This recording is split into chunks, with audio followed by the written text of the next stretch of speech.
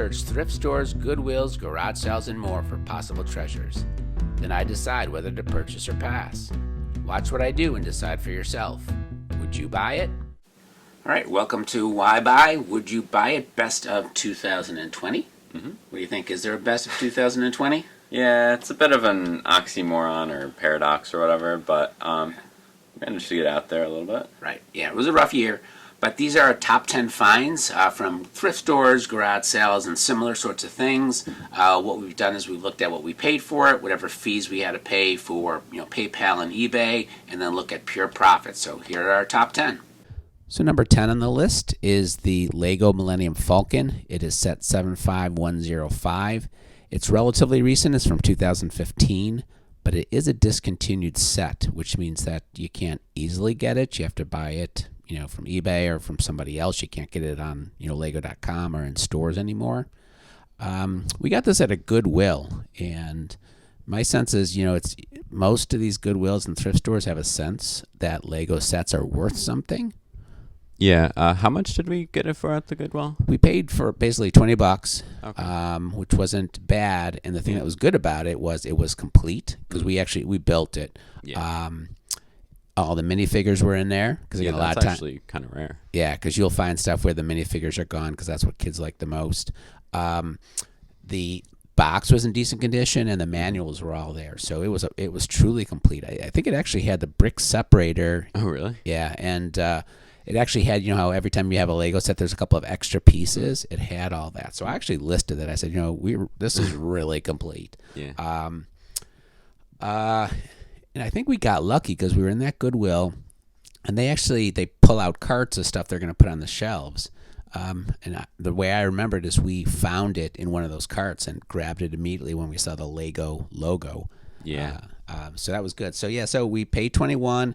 It sold for $124, and that was a profit of $88. Oh, pretty good. So number 9 is a Boombox from Sharp. It's the QT50Y. And it's a radio cassette player.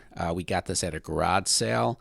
That was clearly kind of a vintage garage sale, the type I love, a lot of older stuff. Things like this in general may or may not sell for a lot, but the thing that made it sell for as much as it did was apparently, and I don't know if you know this, but it was featured on Stranger Things, the Netflix series. Yeah. So I don't honestly.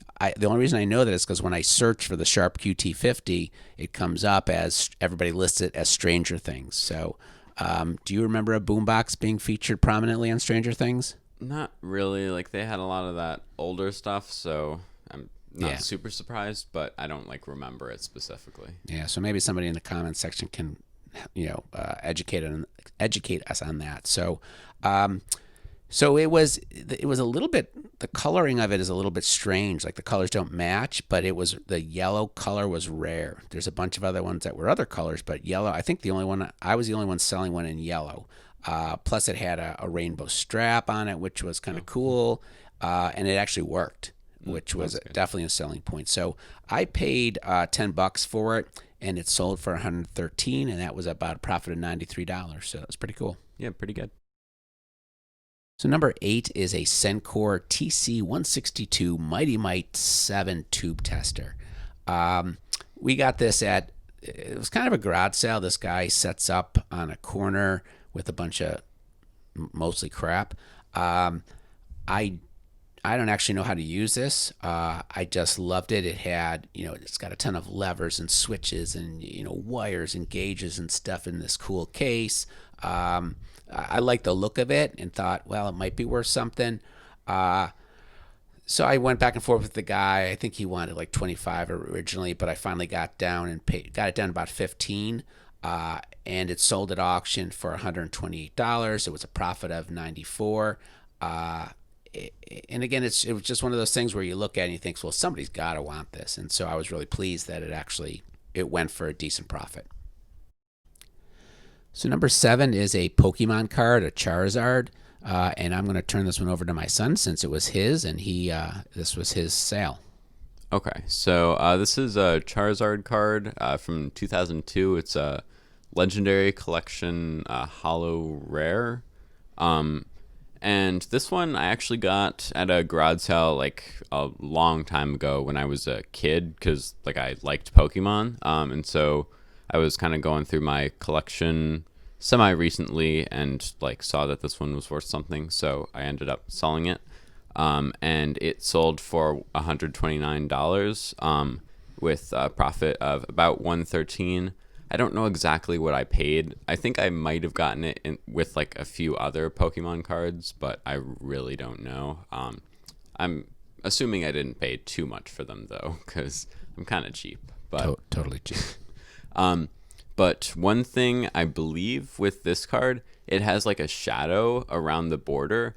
And I think when I was looking up the card, if it doesn't have the shadow, it's worth like a ton. But this one does, so Really? it was still worth a decent amount. But I don't know if that's like a misprint or an older version of it or what. That's crazy. Yeah, You should have just erased the shadow. if only I could. So number 6 is a lot from Eldon. It is Robbie Robot and Billy Blastoff and a bunch of vehicles and some accessories and things. I got this at a garage sale. I had no clue what it was. Again, it was one of those cooler garage sales with a bunch of older stuff, but it was kind of organized in a way that clearly the person had some sense of what they had. But this particular lot that I bought was just thrown into a box. Had never seen this before. But there was something about it. I looked at it, I think it said made in Japan. So I thought, okay, this got some age. It looks pretty cool. So I paid $10 for it, basically not even having been able to search for it on eBay, because again, if you don't know what something is, you can't look it up, right? Yeah. So I finally figured out what it was, figured out how it works. It's a very cool set because the Robbie Robot and Billy Blastoff are kind of battery powered little motors, and you put them in the different vehicles and they make the vehicles move and things like that. So it's really cool. I thought it was super excellent. Yeah. So I put this up for auction, and I sold it to some guy from Britain, and had a little bit of problems with the British guy. So he didn't pay. 3 or 4 days later, I say, you emailed him a couple times, please pay. If you can't pay right away, just tell me, I can work some things out with you. Still not paying. So finally I say, if you don't pay in the next day, I'm going to cancel it. And he gives me back an email, a 2-word email. He says, be nice. Oh, yeah. Yeah. And I'm like, oh, yeah, you know what? I try that. I go to Target and I load up my cart and I take it, to the lady there, and I, put it on the conveyor belt, and she says, oh, hi, it's $100. And I say, be nice. And then I just walk out of the store. Yeah, I do get assaulted by the security guard when I try that. But so, at some point I finally canceled it, and the guy actually ended up, 3 different times emailing me, calling me names, British names, like Sollywog or whatever. But I actually reported him to eBay because he was really not cool. But then I did a second chance offer to a guy who had been like 50 cents below him, and that guy took it. And so again, I paid $20, sold it for $158, and that was about $130 profit. So bit of a troubling thing with the auction, but otherwise, cool lot. All right, so number 5 is a Canon XL2 video camera, and this was a find by my son. So Justin, talk about what you found. Yeah, so this was from a place in Brooklyn, like a computer warehouse kind of place that was closing down. A recycling place, an electronics recycling place. Recycling place. And actually, there's a few other finds that we got there. So some great stuff. Yeah. So I think there's another video that will be linked down below. But just for this camera, it's like a Canon video camera. Kind of old. It uses like these mini DV tapes. And actually, I kind of wanted to try it out, but even after fiddling with it and stuff, it didn't work, unfortunately. So, and you did some research, and it seemed like there was a relatively common problem with something with the cassette not being. Whatever. Yeah, it couldn't like read the cassette, or I forget exactly what the problem was, but we still sold it like with that clearly marked, and it still sold for a decent amount. I forget what the profit was. What was it? It sold for $150. minus fees, that was like a profit of 132. Again, we bought a whole bunch of stuff at the same time. So exactly, I mean, do you have any sense of what you paid for it? Because it was mixed in with a bunch of stuff. Yeah. I think it might have been like 25, but I'm not exactly sure. Yeah. And it just was super cool. It's like this big old piece of, video camera, and it was like, it would have been cool to actually get it up and running. It was kind of disappointing that it didn't, but made a profit off it. Mm-hmm. So number 4 is a Tandy Color Computer 3, known as a Coco 3 by Cool Vintage Computer Collectors. Not myself. I'm not suggesting it's me. It was kind of an interesting situation. We were on vacation over the summer during a brief period when you felt like you might be able to do that. We had kind of rented a house for a couple of days, and we were actually in an antique place. And I almost always asked, do you have vintage computer stuff? And the guy said no, but then he mentioned he had stuff at his house, I think. Do you remember? Oh, maybe, yeah. Yeah, right. So I guess he gave us his contact information, and we ended up talking to him. And, it's always a little bit questionable when you're going to somebody's house. And, and the theme from Deliverance is playing in the background. Like, I don't know if he did that on purpose or what. But so we went to his house. He was actually a very nice person. And he actually sold stuff on eBay. Do you remember going into his basement? He had all sorts of stuff. You bought something there. Yeah, I bought like some Xbox controllers or something maybe. Yeah. And so there's a ton of stuff I wanted to buy, but he knew what he was doing. Obviously, he's a dealer. So I bought 2 things, and one was the Tandy Coco 3, which was in box, and I actually bought an Atari XE system, which I ended up keeping. I actually repaired it. There was an issue with it. Went through a whole bunch of problems. I got it going. So I only sold the Coco 3 because I had a Coco 2, and that's, you can only use so many Cocos. Yeah. So I paid $90 for actually both the Coco 3 and the Atari, but I paid $90. I sold the Coco 3 at auction for $276, and so it was a profit of $136. And again, it was working. The Coco was working, and it had a couple of joysticks. It was dirty. I probably should have cleaned it up a little bit more and might have been able to get a little bit more, but I wasn't sure what it would go for. So I was pleased with the profit, and I was pleased that I essentially got a free Atari XE game system that now works really well. Pretty nice. So number 3 is a garbage can. You wouldn't think a garbage can would be worth much, right? Yeah. But this one, this was in some ways one of my most exciting finds. It was just kind of unbelievable. So I was at a garage sale, walking around. It's in the fall, and I see one of these garbage cans, and I have some familiarity with them. They're from a company called, I think, Chainco. I don't know if that's pronouncing it right, but they're metal garbage cans, and they made a whole bunch of them. I actually have one from the movie Meteor, and I actually have another one with Heathcliff on it, I think it is, or Garfield.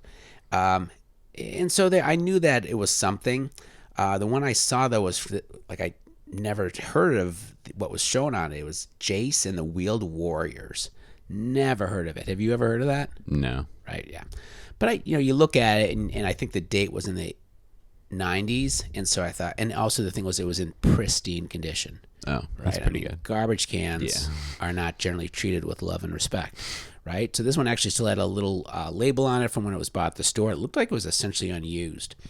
So I'm like, well, whatever, I'm going to take this. And then I see that the guy who's selling the garage sale is kind of in his garage, and he has another one of them. I can tell that there's another garbage can, and he's trying to like pry a label off. And I'm like, oh, you're going to sell that one? And he says, oh, yeah. And I look at it, and it's Masters of the Universe. Now, I know Masters of the Universe. I've sold some of that stuff, and I'm thinking, holy crap. And it is also in pristine condition, like, again, almost unused. I'm like, oh, my God, I've hit the mother lode. And you know how much the guy wanted for each one of them? I forget. $1 each. Oh, man. So I'm like going crazy. So I clearly bought them all. Bought them both, I should say. Put them up at auction. And the kicker is the Jace one, which I had never heard of, went for more. I started it at auction at $74. And it sold for $158, which is $139 profit. It's pretty good. Yeah, the thing is, the Masters of the Universe one, I had great ideas that this was going to be worth more. I put it up at auction. I tried starting it at 145, did not get a sale. Did it again, starting at 75, and I sold for $96. So it actually sold for about $60 less than the Jace one. Still $84 profit. Yeah, it's still pretty good. Yeah, right, for a garbage can. Yeah. Right. And so I just, something about these sweet, pristine garbage cans. You will not find these every day. So I love this find. So number 2 is an Ashes book series by William Johnstone. This was a garage sale find. Had never heard of this author, never heard of these books. But when I saw them, I saw that there's a whole series of them. So there's a bunch of them. And I thought, well, they're cool. And some of them had this Rambo-looking dude on them. And just the covers were kick-ass. I thought, oh, my God, these are so cool. And so I started to look them up just out of curiosity because in general, I don't sell books. Like, I don't buy books. I don't sell books. It's just, you got to know what you're talking about. You can have a book you think is worth $1 million, but because it's got some tiny difference, it's worth like 5 cents. And so I've never had much luck with the few books I bought. But these seem to be worth something. And so I said, okay, well, I'm going to buy them. The woman was selling them for 50 cents each. And I had 34 of them. There's 34 of them. So it should have been $17. And I said, can you do a deal on it? She's like, yeah, $20. And I'm like, okay, maybe you don't know math, but it was supposed to be 17. The deal is not a deal for you. The deal is a deal for me. So she ended up selling them for $10. I brought them home. Started to look at them more, started to sort them out, and realized I was missing one from the series. I had 34 out of 35. And so then you think, should I buy the one? Should I, what am I going to do? And I ended up buying the remaining one that I needed for $8 on eBay. So again, I spent $10 for 34 and $8 for one. But my perception was I could probably get $75 to $100 more if I said the series is complete. Yeah. So I put this thing up at auction. I started it at, I think, like $295. I got a guy who contacts me within a day or so saying, oh, I really want this. Can you buy it now? I'll give you $350. I think I waited a bit of a day, and there were some watchers on it, but I wasn't 100% sure. So it was one of those, bird in hand worth, bird in the bush. And so I ended up putting a buy it now on it because nobody had bid, and he did pay $350. And so I profited $282 for these books, and that was pretty sweet. Nice. Yeah. All right, so we are finally to number 1, and unfortunately, this is my son's sale. Yeah, so I'm kind of miffed about this. So we may just skip this one. No, actually, it's an awesome one. This ties for our best sale and the highest actually profit. So Justin, why don't you talk about the Leica R3 that you found and the circumstances that we found it under? Yeah, so it's a Leica R3 film camera in fairly good condition, although it did not work. So you didn't know that when you bought it. Yeah, right? No, I didn't know it when I bought it. And the color was, what was the color? Yeah, it was safari green, which was like super rare when we were looking on it. If it had worked, it would have been like $1,000+. Yeah, but how much did we end up selling for? Like $695. Yeah, so still like definitely worth it, especially. So basically, like when we got it at a garage sale. Some like dude had an older guy. Yeah, had some decent stuff, I think. Maybe you asked about like computers or something. Yes, yeah. I think, did they say they had like an Apple something in there? Yeah, they said they had an older like Mac, and they mentioned it was, I think, in their basement. And so this guy who was quite old was going to send, I don't know if it was his wife or his daughter who was no spring chicken, down to the basement. And I'm thinking, well, this is going to be a big eMac or an iMac or whatever. I don't know if I'm going to buy it. This old lady's going to haul it up to the garage. And so we offered, I think, to like either go down and take a look or bring it up, right? Mm-hmm. Yeah, and we did like end up going down there in the basement. And I think it was sort of a newer Mac too. Yeah, I forget exactly. I ended up what not it taking. was. I think it was an eMac, and I already have one, and there was nothing about it that made me want to buy it. So we did not actually buy that. But while we were down there, this dude had a huge glass case with a ton of like cameras and stuff. And immediately I saw like the Leica, and so I asked the dude like if he'd be willing to sell that. He said yes, and actually I picked out another lens, like a cheap one, but I also picked out a Canon tilt shift 35 millimeter film lens, like from the FD series, and that one, it's worth a bit, but actually I'm not selling it because I thought it's kind of cool, so definitely want to use that one. Mm-hmm.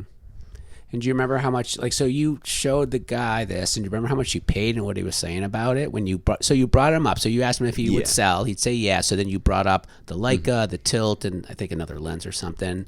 Yeah. He was looking at it, you're trying to figure out a price. Yeah, I remember he said something like, ooh, this is going to be expensive, because like, I mean, he had bought this, I'm sure he knew it was worth a bit, but then he said like, what, $20 or something? Everything. Yeah, it was... Like, I was surprised. I was crossing my fingers. It wasn't going to be like $100+, but yeah. It was really, when he said expensive, I thought, oh, here it comes. He's going to say 150, 200. And how much did you know at that moment? I don't remember if we had looked on eBay to get a sense of it at that point. As soon as we got in the car, we did, and we were flipping out. But do you remember if you... I don't think we looked, like, I don't either. think there was time or anything. Like, we were in front of the dudes. So didn't want to show them, weird. oh, hey, it's worth $700+. Right, our eyes bulging out of our heads. Oh, we'll give you $5 for it. Yeah, so that was super. That basement, I mean, I wish we had gotten back there. Yeah, I know. Because there was a lot more stuff. Yeah. I think that was another situation where we gave the guy our information and never heard from him. And we didn't remember his address. Yeah. Yeah, so that was a great sale. Definitely. All right, so as you saw, my son outsmarted me in 2020. First time ever. And probably what's going to happen too often in the future. So, again, there were some real good things, right? I mean, there was definitely some fun stuff. So we have 2 other videos that we're going to do. One is going to be kind of the most fun, strange finds for 2020. And then one is kind of the biggest losers from 2020. So check those out. We have a lot of other WyBi, Would You Buy It videos out there. Some best of as well, some best of vintage computers and things like that. So please check it out and consider subscribing. Thanks.